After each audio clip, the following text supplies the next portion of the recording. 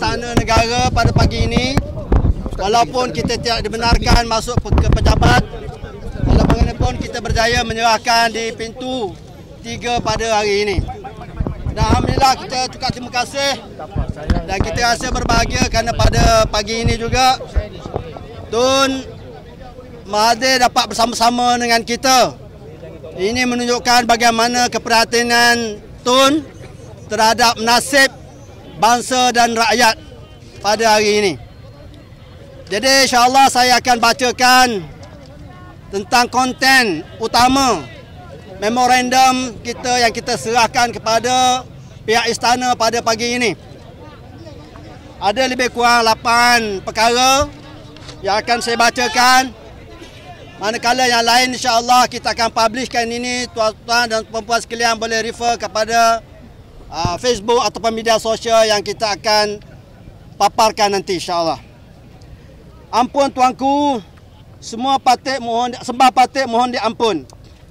Izinkan patik-patik semua menukilkan keadaan rakyat dan menyatakan perkara-perkara menjadi kerisauan rakyat sekalian.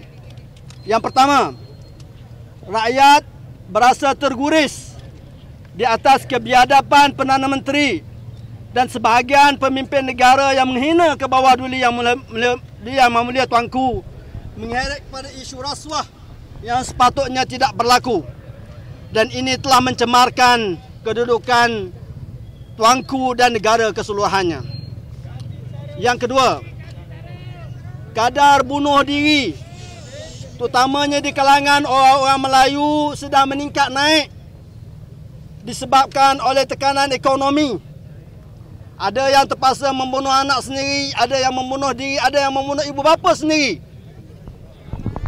Keadaan ekonomi yang semakin parah menyebabkan rakyat semakin menderita. Harga asas naik tanpa kawalan. Malangnya tekanan dan kesengsaraan ini tidak disusuli dengan tindakan yang tuntas dari pihak kerajaan bagi menyelesaikan masalah ekonomi rakyat.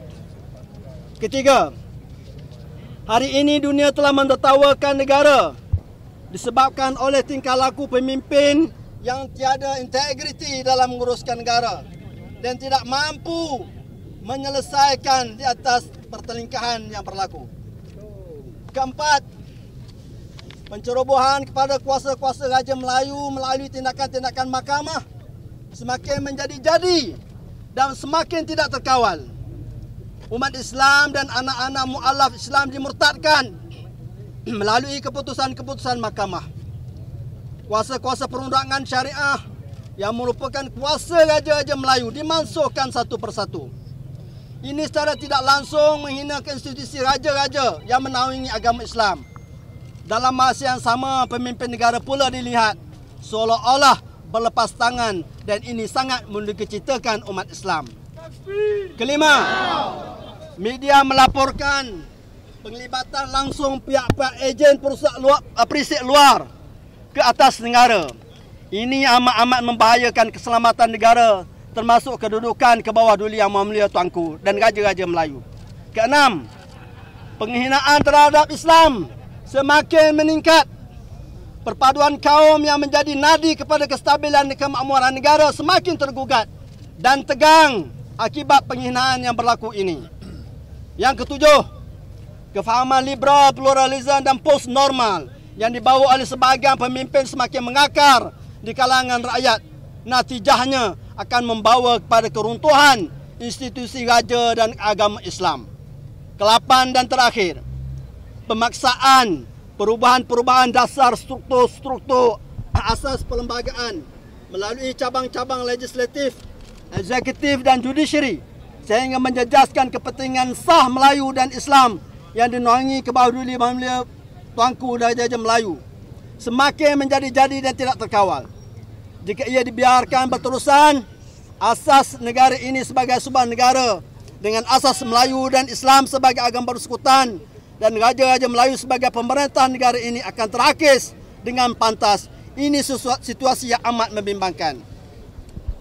Kegagalan kerajaan ini menguruskan pelbagai isu dan perkara serta meletakkan rakyat-rakyat di bawah dunia militer tuanku dalam situasi tertekan secara ekonomi, emosi dan kesejahteraan perlu ditangani dengan segera. Amanat yang dikurniakan kepada Yang Amat Berhormat Perdana Menteri ke-10 untuk mentadbir kerajaan ke bawah Duli Yang Mulia Tuanku bagi menjaga kebajikan negara dan rakyat, kedaulatan agama Islam dan Melayu nyata gagal. Ia membawa jatuh maruah dan keikhlasan ke bawah Duli Yang Mulia Tuanku yang telah mengamanahkan kuasa ini untuk memastikan kebajikan dan kesejahteraan negara dan rakyat terbina dan terjaga. Memandangkan perkara ini merupakan sesuatu yang terlalu serius dan kritikal, maka kami patik-patik rakyat jelata sekalian merafak sembah ke bawah Duli Yang Maha Mulia Tuanku untuk mempertimbangkan tindakan yang segera yang wajar diambil atas kebijaksanaan Tuanku terhadap kepimpinan negara sekarang ini. Berhimpun ini hak rakyat. Artikel 10 Perlembagaan Malaysia menjamin. Jadi saya antara pihak yang melontarkan rakyat perlu berhimpun bersama-sama. Kan? Parti-parti politik juga mobilize. Jadi ini anjuran rakyat. Dan saya tak merasakan sebarang kesalahan. Saudara boleh tengok, media boleh tengok, rakyat datang dengan aman. Crowd ni hanya separuh lagi tertinggal di bawah kerana okey. Sekejap, sidang media sikit je. Kita aman dan separuh tinggal di bawah kerana mereka ada warga emas dan sebagainya, tak boleh naik ke atas. Dan kita okey, kita ke belakang sikit. Okey, jadi kita persoalan dia ialah ini adalah anjuran rakyat Malaysia dan tidak ada masalah, itu hak rakyat.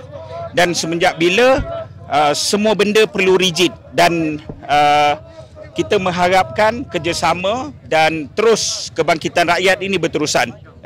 Okey. Ya, nak saya Cikgu Bat. Ya. Ya. Tapi jalan raya sekarang ini sedang negara. Ini sedang negara. Tuan Adnan sekejap. Tuan Adnan sekejap. Tuan Adnan.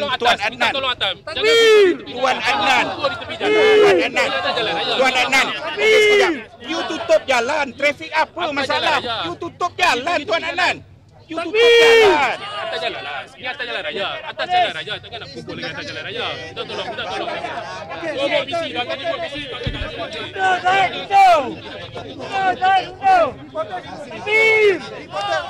Okey.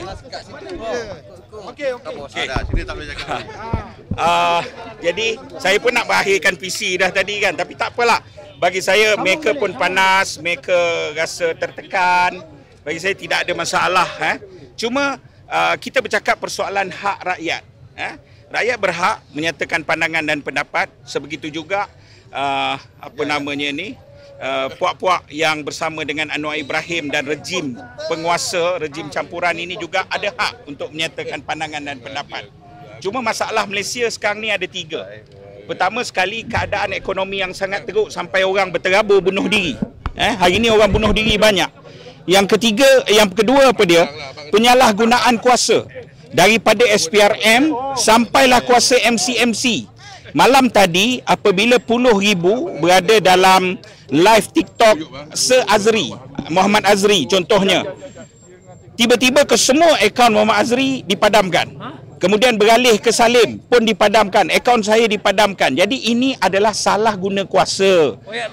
MCMC ini dibayar dengan gaji dan wang rakyat. Janganlah kamu tindas dan pergunakan MCMC sebegitu rupa, kan? Anwar Ibrahim yang ketiga ialah kerana negara ini tak stabil, perkauman menjadi besar, mereka cabar kontrak sosial, dan ini adalah kerana AZD Anwar yang serakah kuasa, Zahid yang sanggup jadi kuda kerana nak menyelamatkan diri, dan DAP yang mengambil kesempatan di atas kesemua ini untuk menghancurkan negara ini. Jadi kerana itu bagi saya ialah kita rakyat buanglah baju politik, kita bercakap soal kestabilan negara, kan? Dan kalau Anwar Ibrahim ni tak puas hati sangat, dan dia ni reformasi munafik, reformasi yang penuh penipuan, kita cabar Anwar Ibrahim. Kalau kamu berani, kamu bubar je, kan? Kita bertanding balik pilihan raya kalau kamu benar-benar anak jantan. Dan hari ini ternyata majoriti rakyat Malaysia sedang menolak Anwar Ibrahim itu. Buatlah survey apa pun, kajian apa pun, majoriti rakyat Malaysia bukan saja Melayu Islam yang sangat terkesan, tetapi China, India dan sebagainya daripada segi ekonomi mula rasa tekanan dan mula rasa kesan terhadap perkara tersebut.